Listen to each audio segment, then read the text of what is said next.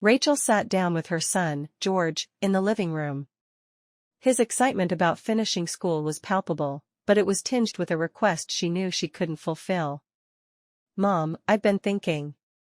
I'll need a car when I start college. All my friends are getting one. Do you think we could get one too?" Rachel sighed, her heart heavy. She looked into her son's hopeful eyes, wanting to give him the world but knowing the limitations of their financial situation. "George, I understand how much you want a car, but you know things have been tight for us. Right now, we just can't afford it. I wish I could make it happen for you." George's face fell, disappointment written all over it. "But Mom, everyone else has one. How am I going to manage without a car?" Rachel reached out, taking his hands in hers. "I know it might seem difficult, but not having a car doesn't define your worth or success. People find other ways to get around, like public transportation, carpooling, or biking. It might take some adjustments, but it's doable." George looked away, clearly upset. "It just feels unfair, you know? Why can't we have what others have?" Rachel's heart ached for her son. She squeezed his hands gently. "Life isn't always fair, George. It's about making the best of what we have. We might not have a fancy car, but we have each other, and we have love. And as long as we have that, we can overcome any challenge that comes our way." She paused, searching for the right words. "I'm proud of the person you're becoming, George. You're smart, talented, and resilient. A car doesn't determine your value. Your hard work and determination will take you far, with or without one." George met his mother's eyes, and for a moment, he saw the depth of her love and belief in him. It was a bittersweet realization, but he nodded, his disappointment fading slightly. "I understand, Mom. It's just hard to accept sometimes." Rachel pulled him into a hug, holding him close. "I know, sweetheart. It's okay to be disappointed. But remember, challenges like these teach us important life lessons. They teach us to appreciate what we have, to work hard for what we want, and to find strength in adversity." In that moment, despite the disappointment, George felt a glimmer of understanding. His mother's love and wisdom gave him a different perspective. Maybe not having a car right now wasn't the end of the world. Perhaps it was an opportunity to learn and grow, to value the things that truly mattered in life. As George's frustration and disappointment escalated, his emotions bubbled over, and he started to get hysterical. His face turned red, and he clenched his fists, his voice rising in anger and despair. "It's not fair. Why do we always have to struggle? I deserve a car just like everyone else. I hate this." Rachel's heart broke seeing her son in such distress. She moved closer, trying to comfort him. "George, I understand you're upset, and it's okay to feel that way. I wish things were different too, but getting hysterical won't change our circumstances. We have to find a way to deal with this together." But George couldn't contain his emotions. He paced around the room, his hands trembling. "You don't understand, Mom. I'll be the only one without a car. I'll be a laughingstock. I can't face that humiliation." Rachel, her own eyes welling up with tears, reached out and gently held George's shoulders, trying to steady him. "Sweetheart, I understand how important this feels to you, but our worth isn't defined by material possessions. You are so much more than whether you have a car or not. Your value comes from who you are as a person, your kindness, your intelligence, your talents." George shook his head, his frustration pouring out in words. "But it's not just about what others think, Mom. It's about the opportunities I'll miss out on, the experiences everyone else is having that I won't. It's not just a car, it's my freedom, my independence." Rachel hugged him tightly, her voice soft but firm. "I hear you, George. I understand your feelings of wanting freedom and independence, and I wish I could provide everything you desire. But sometimes in life, we have to make sacrifices and learn to adapt.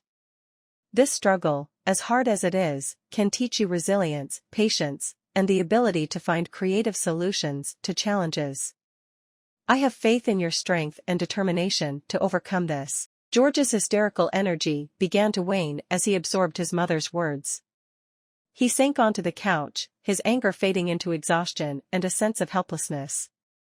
Rachel sat beside him, her arm around his shoulders. I know it hurts now, but I believe in you, George. You are capable of facing this disappointment and emerging stronger. Life might not always give us what we want, but it's our response to these challenges that truly defines us.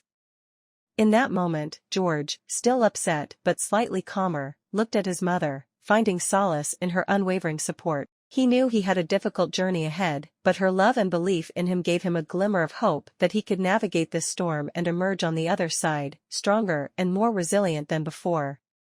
George said, if you don't buy me a car, then I won't go to college.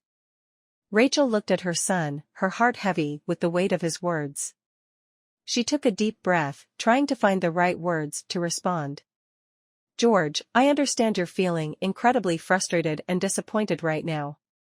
But refusing to go to college isn't the solution. Education is your ticket to a better future, and giving up on it would only limit your opportunities.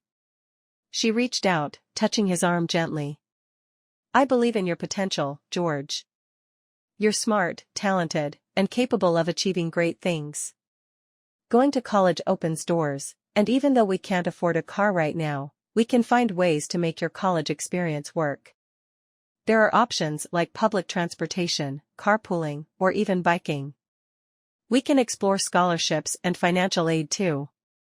I won't let lack of a car stand in the way of your education. George looked torn, his frustration still evident. But Mom, it's not just about transportation. It's about feeling like I belong, like I'm not the odd one out. Without a car, I'll always be dependent on others. I can't face that, it's humiliating. Rachel nodded, empathizing with his struggle. I hear you, George. Feeling independent and self-reliant is important, I understand that. But remember, college is a place where you'll meet people from various backgrounds. Many students won't have cars, and they find ways to manage. It's not a measure of your worth. Your determination and your character will define you, not the mode of transport you use. She paused, her voice gentle, but firm. Refusing college won't solve the problem. It will only create more challenges in the future. I want you to have the best opportunities in life, and that starts with education. Let's work together to find a solution, a way for you to pursue your dreams without compromising your future. Rachel's words hung in the air, and for a moment, there was silence. George looked at his mother, her eyes filled with love and concern, and he realized that she was right. Giving up on his education wouldn't solve the deeper issue. Reluctantly, he nodded, a mix of resignation and determination in his eyes. Okay, Mom. I'll go to college. But I still hate this situation. Rachel pulled him into a hug, her voice soft but reassuring. I know, sweetheart. It's not easy, but we'll face it together. We'll find a way, and I believe in your ability to rise above this challenge. Remember, I'm here to support you every step of the way. The next day, George mustered the courage to sit down with Lana and explain the situation. He took a deep breath, his heart heavy with disappointment and apprehension. Lana, there's something I need to talk to you about, he began, his voice hesitant. Lana, unaware of the impending conversation, looked at him expectantly. What is it, George? You seem serious. George hesitated for a moment before deciding to be honest. My mom and I are facing some financial difficulties right now. I won't be able to afford a car for college. I know we had plans, but it's just not possible. Lana's expression changed from curiosity to disbelief, then quickly turned to anger. Are you kidding me, George? You're ditching our plans just like that? This is ridiculous. George tried to explain, his voice filled with regret. Lana, it's not about ditching our plans. I truly wanted to get the car, but we can't. I hope you understand. It's not easy for me either. But Lana's anger didn't abate. Instead, her frustration boiled over into a torrent of harsh words. You're just making excuses. I can't believe I wasted my time with someone so pathetic. You're clearly not the person I thought you were. Hurt and stunned, George tried to reason with her. Lana, it's not about being pathetic. Life throws challenges at us, and we have to adapt. I thought you would understand and support me. But Lana wasn't listening anymore. She continued to swear at George, her words cutting deeper with each insult.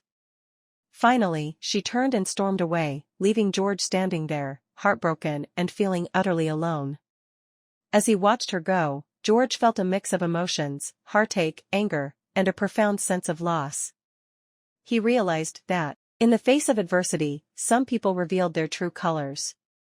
He was left with a heavy heart, but he also understood that those who couldn't stand by him during difficult times weren't worth his tears.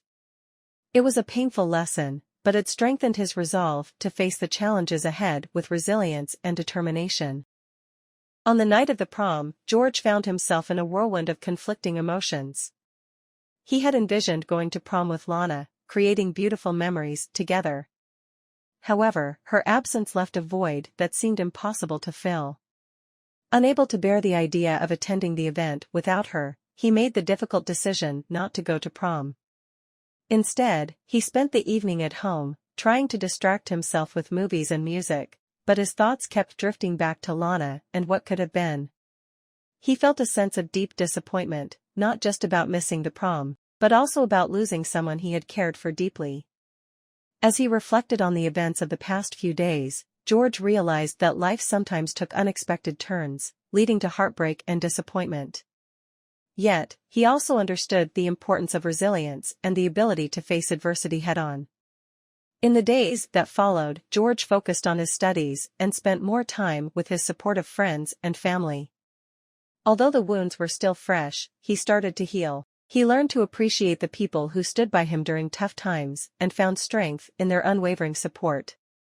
Prom night had come and gone, but George knew that life held many more significant moments and opportunities for him. He resolved to face the future with newfound determination, determined to overcome challenges and make the most out of his college experience, focusing on the positive aspects of life and the relationships that truly mattered.